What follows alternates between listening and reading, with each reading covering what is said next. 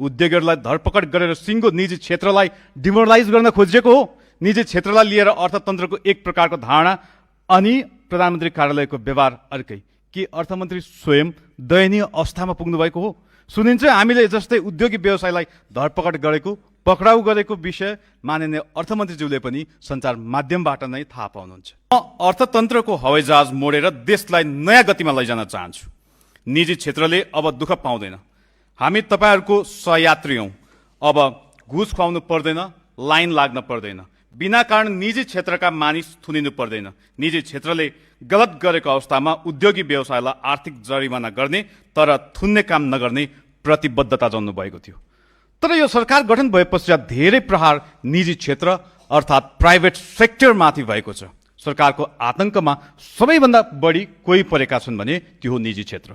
सरकार बनेको केही दिनमै प्रतिष्ठित उद्योगी व्यापारी थुनामा पुगेका छन्। तर प्रतिशोध साँधेर सरकार हिरासतमा लिएका उद्योगी व्यवसायीहरू अदालतको आदेशले बाहिर पनि निस्किसक्नु भएको छ। सभामुख महोदय, म भन्न चाहन्छु कि सरकार पहिला थुन्ने अनि मात्र सुन्ने नीतिमा अघि बढेको हो। मेरो प्रश्न लेख्ने र वाचा गर्ने एउटा अनि व्यवहारमा चाहिँ अर्कै। उद्योगहरूलाई धरपकड गरेर सिङ्गो निजी क्षेत्रलाई डिमोरलाइज गर्न खोजिएको हो। निजी क्षेत्रलाई लिएर अर्थतन्त्रको एक प्रकारको धारणा अनि प्रधानमन्त्री कार्यालयको व्यवहार अर्कै। के अर्थमन्त्री स्वयं दयनीय अवस्थामा पुग्नु भएको हो? सुनिन्छ हामीले जस्तै उद्योगी व्यवसायलाई धरपकड गरेको पक्राउ गरेको विषय माननीय अर्थमन्त्रीज्यूले पनि सञ्चार माध्यमबाट नै थाहा पाउनुहुन्छ। माननीय सभामुख महोदय, अर्थमन्त्रीज्यूको बोली, नीति कार्यक्रम, विनियोजन विधेयक, सिद्धान्त र प्राथमिकता अर्थतन्त्र रूपान्तरणको खाका निजी क्षेत्रको भरोसामा टिकेको छ भन्नुभएको छ।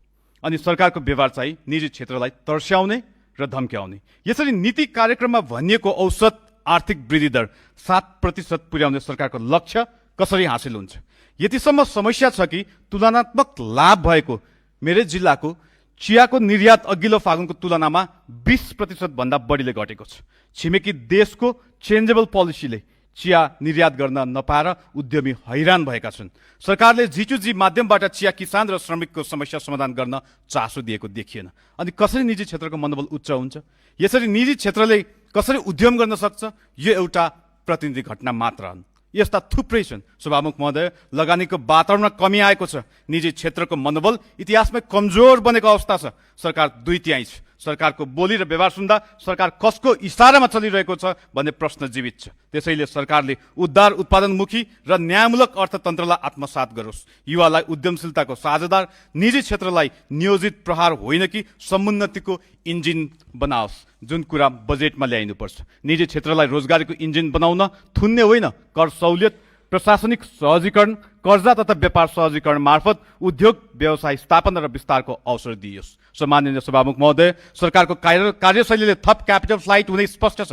यसलाई रोक्न निजी क्षेत्रलाई उत्पादन, रोजगारी, व्यापार र निर्यातमुखी अर्थतन्त्र बनाउने गरी बजेट यो सरकारले ल्याउँछ भन्ने अपेक्षा छ। सरकारले केही दिन भित्रै प्रस्तुत गर्ने आगामी वर्षको बजेट व्यावहारिक रूपमा राष्ट्रपाको आर्थिक दृष्टिकोण र विद्वान अर्थमन्त्री ज्यूको सुधारको सोच प्रस्तुत गर्ने अपेक्षा गर्दछु। माननीय अर्थमन्त्रीज्यूले 2048 सालको जुन आर्थिक सुधारको कुरा गर्नुभयो, त्यस बेला प्रधानमन्त्री गिरिजाप्रसाद कोइराला नेतृत्वको सरकार थियो र खुल्ला बजार अर्थतन्त्रको नीति अघि बढाइएको थियो। 2048 साल यताकै ठूलो आर्थिक सुधारको तात्पर्य थप भुक्तानी विस्तार, भुक्तानीको नयाँ क्षेत्र पहिचान, नाफा कमाउन तथा भुक्तानी गर्न सरलीकृत व्यवस्थाको विषय उठान गर्नुभएको छ। तर यसका लागि कानुन, प्रशासन, कर प्रणाली, ऊर्जा नीति र सार्वजनिक सेवा व्यवहारमै परिवर्तन हुन आवश्यक छ।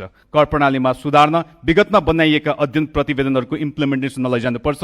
ऊर्जा नीति मुख्यतया निर्यात केन्द्रित छ। आन्तरिक उद्योगलाई सस्तो र भरपर्दो ऊर्जा उपलब्ध गराउने नीति आवश्यक छ। डिजिटल र अरेन्ज इकोनोमीलाई प्राथमिकतामा राखेर अगाडि बढे मात्र माननीय अर्थमन्त्रीज्यूले भन्नुभएको बिग ब्याङ रिफर्म सम्भव छ। धन्यवाद। जय नेपाल।